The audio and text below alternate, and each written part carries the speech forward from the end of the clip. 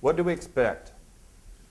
We expect increasing yields year in, year out. I mean, we're hoping for that, but I mean, we've seen it, and we expect it for the next few years, roughly of a 0.051 metric tons a year. And by 2018, corn production is projected to increase from 307 million tons to 368. And there could be possibly a small increase in acreage, but most of that will be just from the yield increases. And from what we're getting told from the seed corn companies and stuff, they're saying that the corn plant has the potential of roughly 18.8 million tons per hectare. So possibly by 2018 or just shortly thereafter. And another thing is market volatility continues, I mean, to make planting difficult for us. I mean, if there's a big crop, maybe people don't plant as many acres of corn or hectares of corn. The next year, the price goes down, people are going to plant more. So I mean, it's difficult for us to decide on how much we're going to be planting, but I mean, our own farm, we've pretty much just stayed at a straight 50-50 rotation, half corn, half soybeans every year. But there are a lot of farmers that they try to outguess the market and see what they can plant more of every year. But generally, like I say, we're going to have pretty consistent corn plantings. You can see in this graph the recent production for the past 10 years and going into the next 10 years. Good gradual increase is to be expected. I mean, up to that 368. What about the crop we have in the field this year? We have an excellent crop. The potential is very good right now. Right now, Iowa's crop condition is 78% good to excellent, with the U.S. at 68%. I would say, on an average, those numbers could be a little bit higher than the normal, but I'd say we've had adequate rainfall in a lot of areas. John said yesterday he had corn that is far better than he's ever seen it. I mean, it's staying green. I mean, just the old adage is rain makes grain, and there's been adequate rainfall across the whole Midwest this year, and some places maybe too much, but I mean, for the most part, it's been very good. Yield projected this year at 9.65 metric tons per hectare, and there has been some small weather events in areas that has been damaging crops, but as a whole, it's not going to be enough to affect the whole outlook. And we'll know in about 3 months when we have all the grain combine that's in the bin. Long-term production, last year, 2008 yield was at 9.7 metric tons. We'll look for stronger prices. Last year encouraged more corn to be planted internationally, so that's why the prices are down today compared to where they were last year. Good for you, bad for me. So 2018, again, like I say, looking for the increase up to 368. What's my crop look like? This was taken about July 10th. And like I say, you can tell it's got very good green color. There used to be an old adage that they said, if your corn was knee-high by the 4th of July, you were on schedule. Well, I think we're a little higher than knee-high.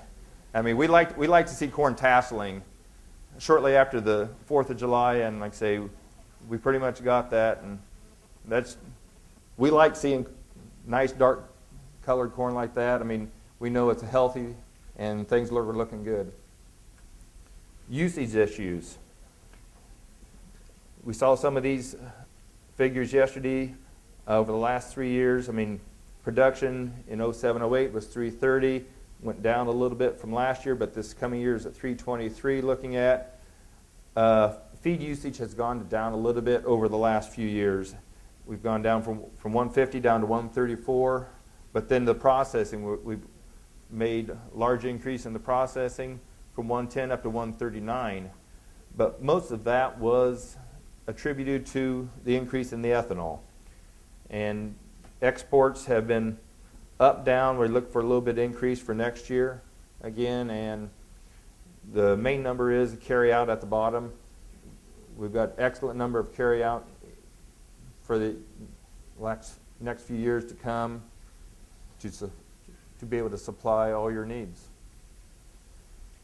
Some estimated future use, pretty much feed in the DGGSs in the yellow, millings in the green, slight increases in both of those, a little bit larger increase for the ethanol up to the next 5 years, export and DGGs, slight increase, and then your residual and surplus staying fairly even. Iowa's ethanol industry. What we have here is just an idea of what we're using in Iowa as for ethanol and the bushels we're using and the tons we're using. Right now Iowa has 4 wet milling plants. These are pretty much looking at, they may not be ethanol, but some of them can do ethanol, but most of them are starches and high fructose corn syrup. And those 4 are using roughly 4.2 million metric tons a year.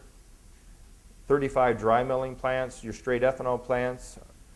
A lot of these some are large, but a lot of them are smaller farmer cooperative plants that the farmers have invested their own dollars in and started up these plants, and they're using 23.5 million metric tons. And then there's one more plant is planned and some under expansion for another 2.6. So this past year when the crude went down, it hurt the ethanol industry quite a bit. A lot of plants slowed down production. That's why this past year where we were only at 30.3 million metric tons of use, where we thought we would be at the 33.8.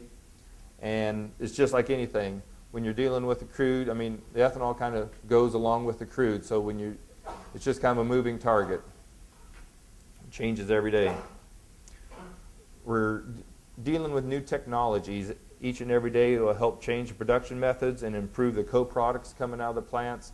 I know one thing that they're trying to make a standardized system to get all the DGGs the same. It's difficult coming from that many different plants, but they're working on that. We're looking to have greater efficiency in corn uses, more varied feedstocks.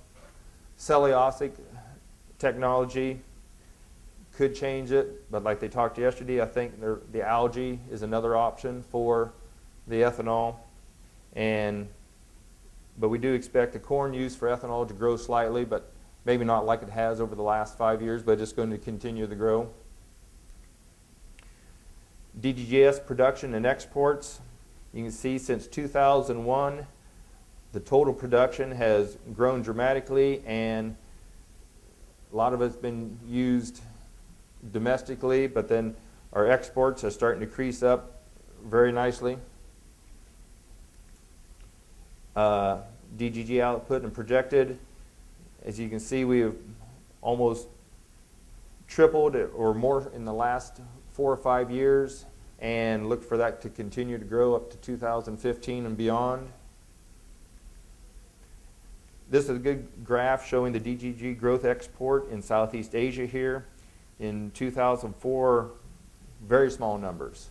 And with the works of the Grains Council and other people promoting the product, you can see how it has grown up till, for 2008, Vietnam, Thailand is the largest importer of them. But many countries are adapting the technology to be able to use the DGGs in their rations. And this year looks like it'll be a very good year to come too. We have a 5-month period, which is almost already half of what was last year. So we should do better than we even did last year. When we have